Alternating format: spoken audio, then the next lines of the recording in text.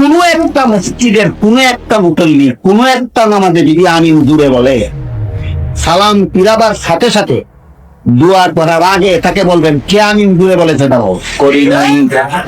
আপনার যদি এই জমিনে জোরে জোরে আমিন বলার শখ লাগে, আলাদা মসজিদ বানায় দাও।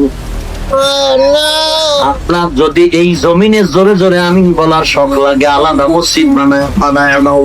থাকে আপনি না বলেন তাকে বলার অধিকার দিতে হবে, এটা হাদিস। আপনাকে কে অধিকার দিল আপনি বলবেন যে মসজিদ থেকে বের হয়ে যা? মসজিদকে আপনার না আপনার বাবার? হানাফি মসজিদ লেখা আছে।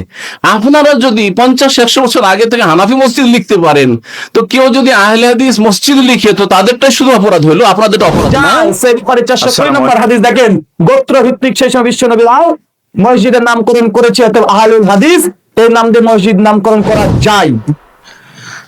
সিলেট শহরে যত মসজিদে যত ইমাম সাহেব গুলো, আপনাদেরকে অনুরোধ করো, যদি আপনাদের বিষয়গুলি জানা না থাকে তাহলে আরো কিছু লেখাপড়া করো।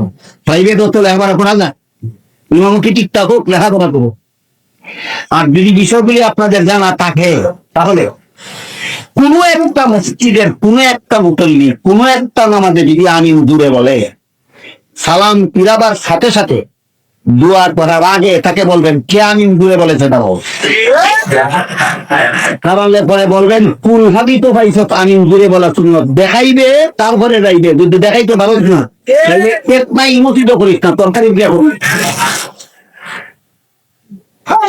বলেন। আপনাদের ইমামগণকে একটু সতর্ক হওয়া দরকার কি? আমি ইমাম সাহেব বলছি, অনুরোধ করে বলবো এই ঘটনাবাদদেরকে এই মসজিদের ভিতরে আমাদের মসজিদে জোরে আমিন বলা চলবে না। যদি কেউ জোরে আমিন বলো তারে ধরতে হবে।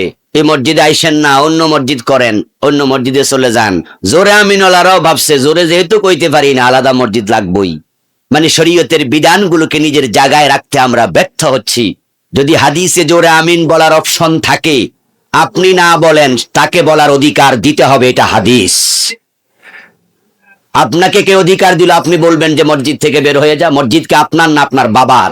এমন দেখতে পাই যে কোন মসজিদে এমন ভাবে লেখা থাকে যে এখানে জোরে আমিন বলা যায় না, এখানে জোরে আমিন বলা নিষিদ্ধ, এখানে বুকের উপর হাত বাঁধা যায় না, এখানে এরকম যারা বলবেন তারা ওই মসজিদে প্রবেশ করবেন না, তাদের জন্য এখানে স্থান নাই।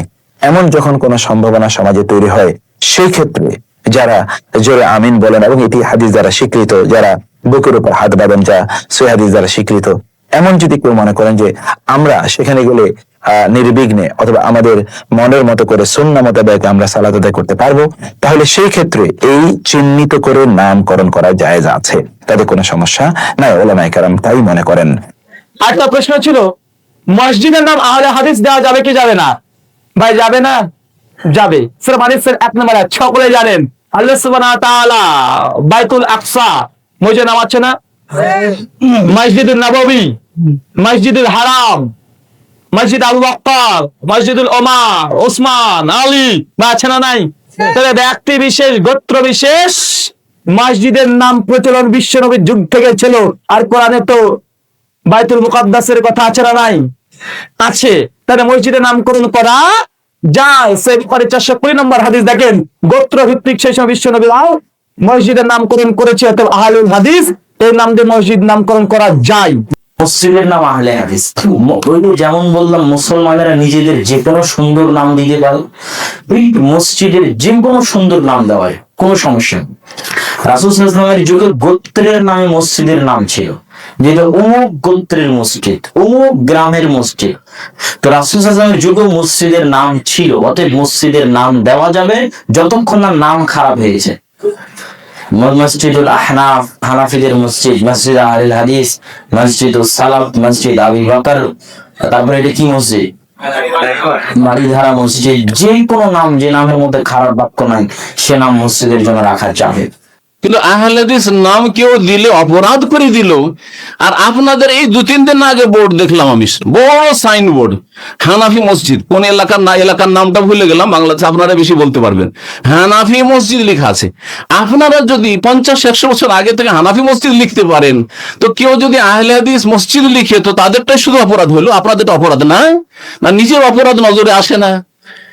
আপনারা সৌদি আরব এবং কুয়েতের হাজার হাজার মসজিদ বাংলাদেশে তৈরি হয়েছে, বিদাতিরা দখল করে নিয়েছে। যার ফলে আহলে হাদিসেরা আহলে হাদিস মসজিদ লিখতে বাধ্য হয়েছে। আমি তাদের সাথে আলোচনা করে দেখেছি, আপনারা আহলে হাদিস মসজিদ কেন লিখছেন? আমাদের ভাইদের সাথে, ওলামাদের সাথে আলোচনা করে দেখেছি। তারা আমাকে জবাব বলেছেন যে কুয়েতের উত্তরাসের বহু মসজিদ, আল হারমাইনের বহু মসজিদ তৈরি হয়েছে যেখানে আহলে হাদিস সহিহ আকীদার লোক কম ছিল। বেরেলভী বিদআতি মাজারপন্থীরা দখল করেছে, সুফিরা দখল করেছে, দেওবন্দিরা দখল করেছে, জামাত ইসলাম দখল করেছে, বহু মসজিদ দখল করে নিয়েছে। তাহলে কাগজে পত্রে বা মসজিদে যদি লিখা না থাকে তাহলে তো দখল করা সহজ। আর এটাই চাই তারা, এটাই চাই।